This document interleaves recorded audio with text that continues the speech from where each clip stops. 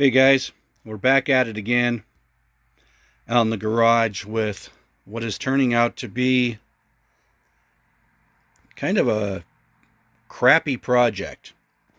So, if you have a Class A RV, even if you have a van with the doghouse, you get a lot of noise, you get a lot of heat coming off of these doghouses.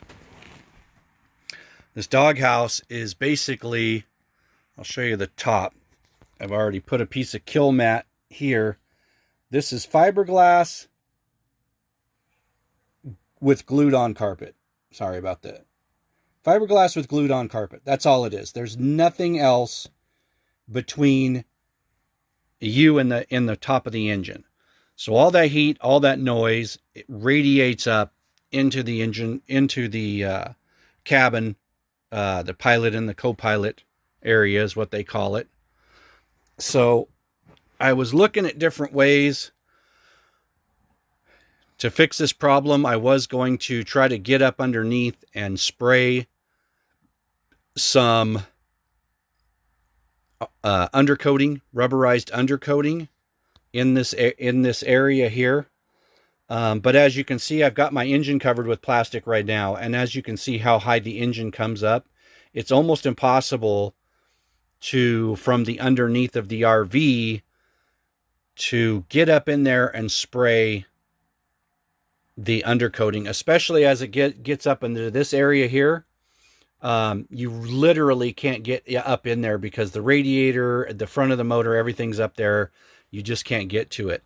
I've seen a lot of people online, when they're redoing the flooring, that's when they take the opportunity to, they'll even take this kill mat or this sound deadening stuff. They'll put it down before the carpet. I have slides, so you have to be very careful about how much you build up this part of the floor so it doesn't interfere. You could obviously bring it back and then stop it, but I don't want to rip out my carpet. My carpet is in really good shape. I don't want to rip out my carpet. I don't want to destroy any of this carpet, but I still would like to get this fixed because we're going on a trip. I know from last summer, I was on the road for about 12 to 14 hours. Southern Utah, Arizona type areas. Oh, there goes my air conditioner. Sorry about the noise, guys. But anyway, literally the heat coming off of that doghouse was just ridiculous. The rest of the areas, the rest of this part of the floor and everything, there is like 1-inch honeycomb before they put the decking on. And so that adds a lot of insulation, a lot of sound deadening, and a lot of heat dispersion there. But right here, there is literally carpet and fiberglass. So, I think I might have said it in one of my videos before, I had some gummy bears sitting up here, and it was so hot it melted the gummy bears into liquid. That's how much heat radiates off of that. And as you're sitting in the driver's seat driving, all that heat is just radiating up on you. The dash air, if you know these things, the dash air, if it's pointing right at you, it might keep the sweat off of you. I've got a couple of fans up here. They sound like, engines with rod knocks. They're so freaking noisy. It's just ridiculous. The other thing is the sound coming up through the floorboards in the driver compartment. A lot of people know this if they drive RVs. A lot of road noise, a lot of engine noise coming up through here. The big culprit is the doghouse, because there just is no insulation.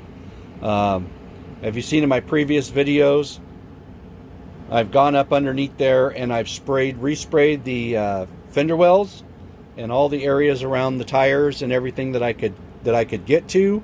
Did a really good job there, and I actually think it helped.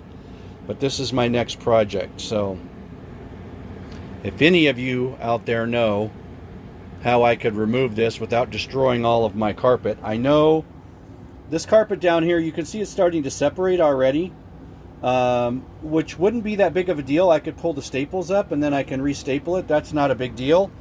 My big concern is up in this area. I've heard that you have to rip the carpet out that's underneath the dash to get to the screws that are along the top in the front there. Man, I really don't want to do that. So anyway, I'm going to do a little bit more investigation. This is my project.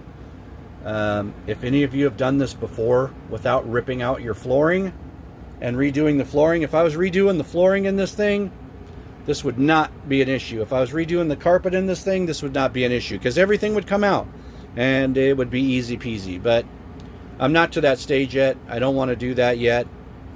And I really want to get this done before I leave. Summer's here. It's hot. Gas prices are expensive, so I guess it's time to go RVing, right?